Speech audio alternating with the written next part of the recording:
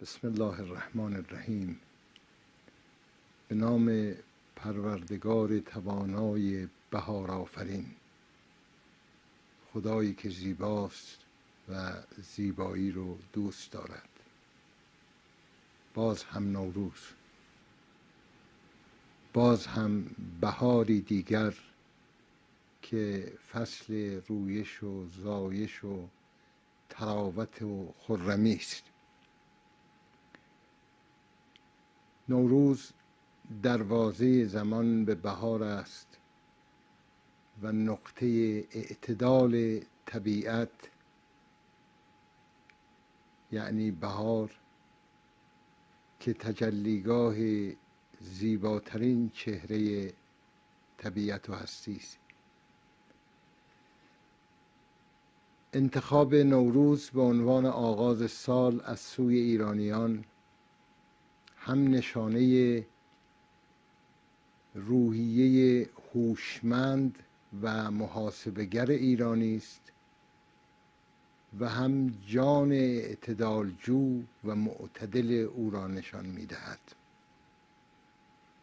این عید سعید را که از سوی اولیای دین نیز مورد تأیید قرار گرفته است، به همه هموطنان عزیزم در سراسر جهان، در هر کجا که هستند و به خصوص آنها که در ایران میزیند و به همه انسانهایی که زندگی رو آزاد و آباد میطلبند و به حق و حرمت انسان احترام میگذارند و زندگی را برای همه خوب میخواهند، صمیمانه تبریک میگویم.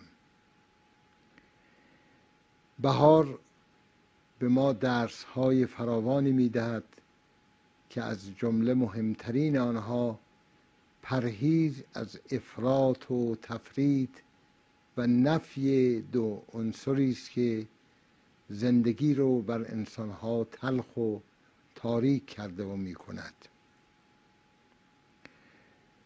در جهان آشفته کنونی، در جهانی که تبعیض، جنگ، خشونت، نارواداری، بیداد در همه جای آن به چشم می‌خورد، آرزو می‌کنیم برای همه انسان‌ها و به خصوص ملت بزرگوار ایران صلح رو، آرامش رو، امنیت رو و آزادی رو، و به خصوص برای ملت شریف ایران سالی سرشار از برکت، کامروایی، پیشرفت در همه عرصه‌ها و گشایش و نیز رفع مشکلات، به خصوص برای بخش‌های محرومتر جامعه آرزو می‌کنیم.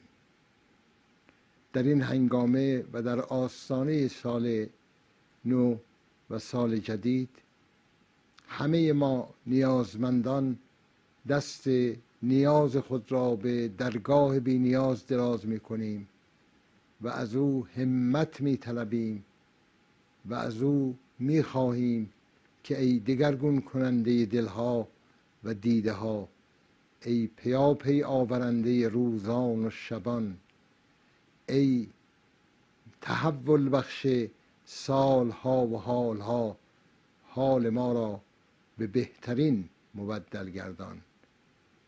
از همه هموطنان عزیزم میخواهم که برای عزت، برای سربلندی و برای پیشرفت کشور و برای رسیدن به آرمانهای والای انقلاب اسلامی دست از دست هم، زن و مرد، پیر و جوان، در همه عرصه‌های سرنوشت ساز حضور مسئولانه و سرشار داشته باشند.